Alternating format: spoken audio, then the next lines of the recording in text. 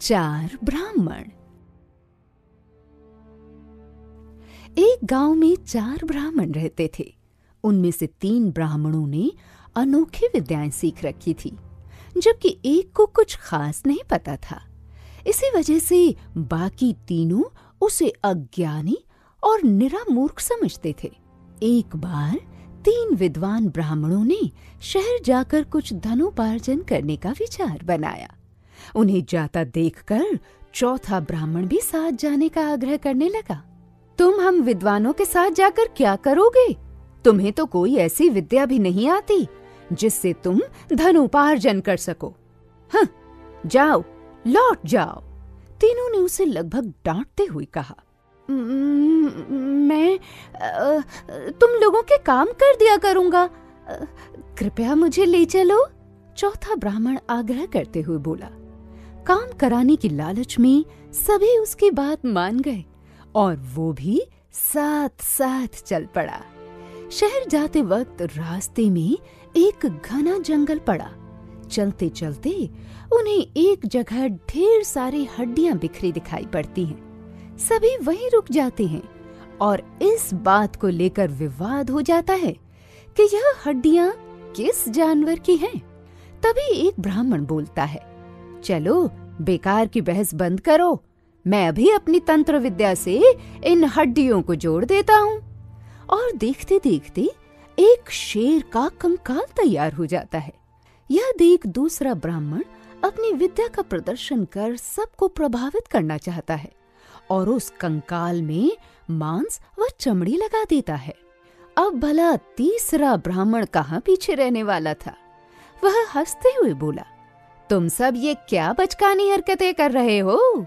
मैं दिखाता हूँ असली विद्या। मैं इस शेर में अभी प्राण फूंक इसे जीवित कर देता हूँ। और ऐसा कहकर वह मंत्रोच्चारण करने लगता है। ठहरो, ठहरो! चौथा ब्राह्मण जोर से चीखता है, तुम ये क्या कर रहे हो? अगर ये शेर जीवित हो गया तो... अभी वो अपनी बात पूरी भी नहीं कर पाता है कि मंत्रोच्चारण कर रहा ब्राह्मण उस पर गरज पड़ता है।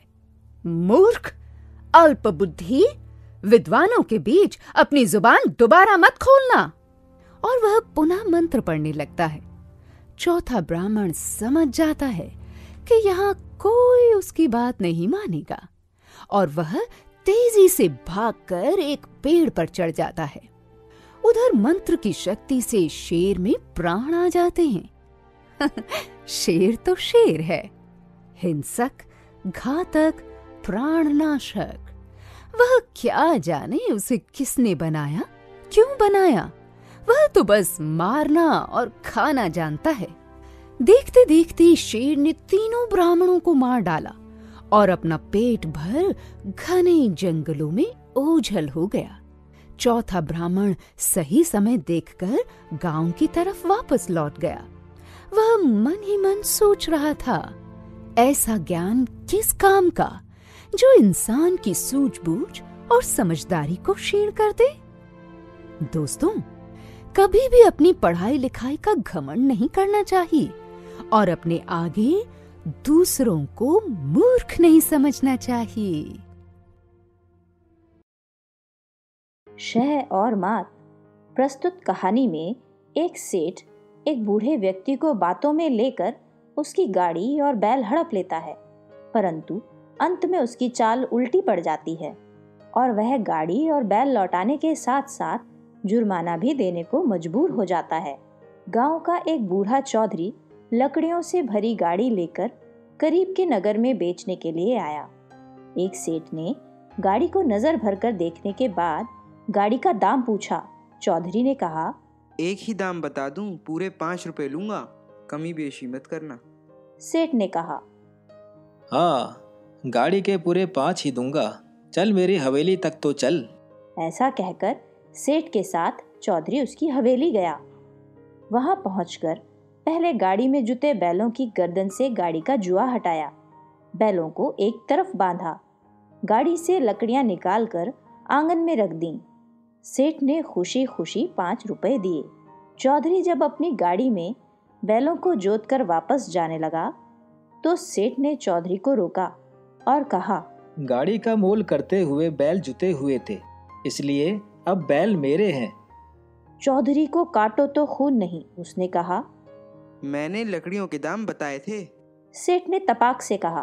पर मैंने तो गाड़ी का दाम पूछा था और गाड़ी के दाम देने की बात की थी। अब चुपचाप चलता बन, मेरे यहाँ झगड़ा टंटा नहीं चलेगा। चौधरी के बार बार कहने पर भी सेठ अपनी बात पर अड़ा रहा।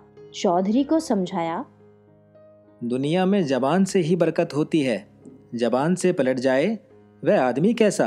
बेचारा चौधरी पांव घिसटता हुआ घर पहुंचा।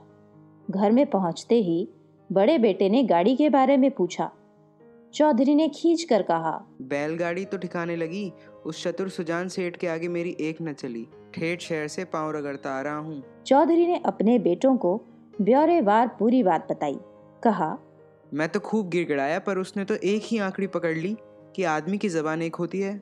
चौधरी के 4 बेटे थे, चारों की आंखों में खून उतर आया। छोटे बेटे ने सेठ से हिसाब चुकता करने की ठान ली।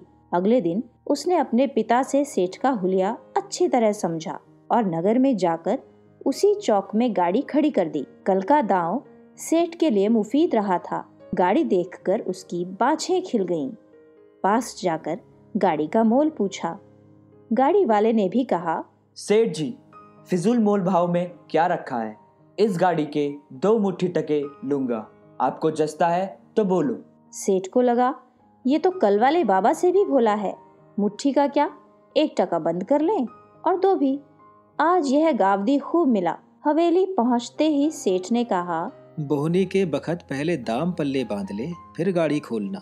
यह कहकर वह हवेली के अंदर गया और दोनों मुट्ठियों में 1-1 टका बंद करके चौधरी के पास आकर बोला, ले अपने दाम, फिर दूसरी सटर पटर करना।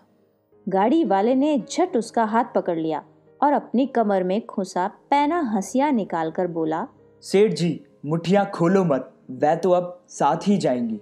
सेठ हैरान हो गया। चौधरी का लड़का बोला, सेठ जी, जो सौदा ठहरा है वही बता रहा हूँ। तुम्हारे शहर में जब लकड़ियों के साथ गाड़ी बैल बिकते हैं तो टकों के साथ मुट्ठियां भी जाएंगी। सेठ जोर से चिल्लाया, छोड़ दे चौधरी, मुझ पर दया कर, तुझे गाड़ी के साथ दंड के 500 रुपये भी दूंगा। कल के गाड़ी बैल भी वापस ले जा।